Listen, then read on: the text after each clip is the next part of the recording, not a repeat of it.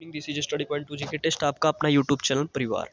अभी आप लोगों को बायोमेट्रिक वेरिफिकेशन की डेट कल से स्टार्ट हो रही है। ये स्टेट का रिजल्ट आ चुका है, सारी बातें हो चुकी है। लेकिन इसी बीच में डीबी यादव जी ने जो प्रेस यहाँ पे लिखा है, डॉक्टर डीपी यादव, इन्होंने एक प्रेस कॉन्फ्रेंस कर रखी है।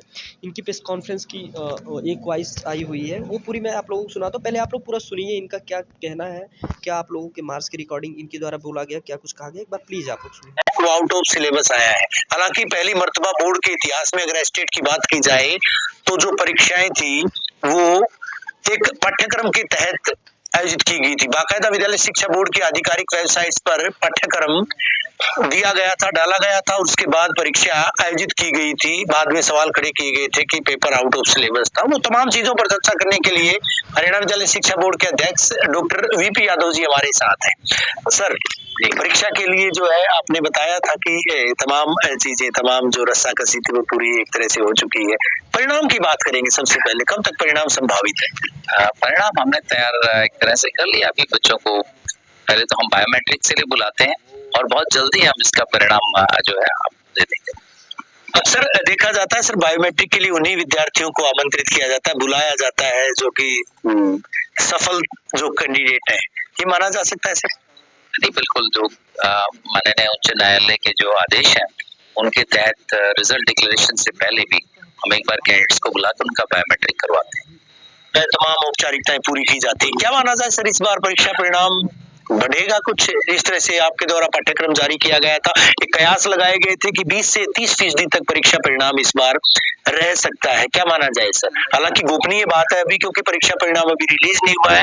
ऐसे में कयास तो कयास है सर, हाइपोथेटिकल चीजें तो आती रहती हैं।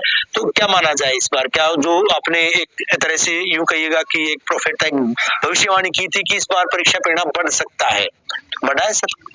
देखिए कि जो विस्तृत सिलेबस जो जारी किया, इससे क्या है, कैंडिडेट्स अपनी प्रिपरेशन बेटर कर सकते हैं। ये पहले बार ऐसा हुआ कि एस्टेट का विस्तृत सिलेबस जो हमने जारी किया था और कैंडिडेट्स ने उस हिसाब से कैसे तैयारी की है, कितना सीरियसली किया है, ये तो उनका परिणाम ही बताएगा। अब बढ़ेगा या घटेगा तो परिणाम आने के बाद ही हमें पता चल सकता है। लेकिन अभी मोटी मोटी जो बातें हैं सर, परिणाम तो एक तरह से तैयार हो चुका है, तो क्या कुछ इस बार है, इम्प्रूवमेंट है सर, सुधार है? आंकड़ों की बात नहीं करेंगे, बट क्या सुधार है इस बार? नहीं, कुछ एक लेवल टू लेवल डिपेंड करता है। कुछ लेवल में सुधार है, कुछ में डाउन है। तो अगेन ये डिफिकल्टी लेवल, कैंडिडेट्स की प्रिपरेशन, बहुत सारे फैक्टर्स इसके अंदर आते हैं, उसके अकॉर्डिंगली ही जो है रिजल्ट तैयार होता है। परीक्षा के अवसान के बाद यानी 3 तारीख को इंडिया न्यूज ने बोर्ड अध्यक्ष डॉक्टर वीपी यादव से बात की थी। कहा गया था कि 2 सप्ताह के अंदर जो है परीक्षा परिणाम जारी कर दिया जाएगा। कवायद पूरी हो चुकी है तमाम, जो है 2 सप्ताह के अंदर ही परीक्षा परिणाम, हालांकि संभावना है उसकी कि जारी हो पाएगा। कुछ सवाल खड़े किए गए थे सर कुछ कैंडिडेट्स के द्वारा कि जो प्रश्न पत्र है वो जो डिजाइन दिया गया था, जो पाठ्यक्रम दिया गया था, उससे इतर उससे बाहर दिए गए। देखिए, पाठ्यक्रम से तो बाहर एक भी सवाल नहीं आया अकॉर्डिंग टू जो सिलेबस है। हाँ, ये अलग बात है कि जैसे हिंदी और इंग्लिश का जो 15-15 मार्क्स के क्वेश्चन है दोनों के अंदर, उसके अंदर क्या होता है कि हमने कोई डिवीजन नहीं किया कि भाई आपको ग्रामर का इतना पोर्शन देंगे या अनसीन पैसेज इतने देंगे। और हो सकता है किसी उसके अंदर जैसे ग्रामर ज्यादा पूछ लिया गया, अनसीन पैसेज रह गया, तो हम इसे नहीं कह सकते कि आउट ऑफ सिलेबस आया है।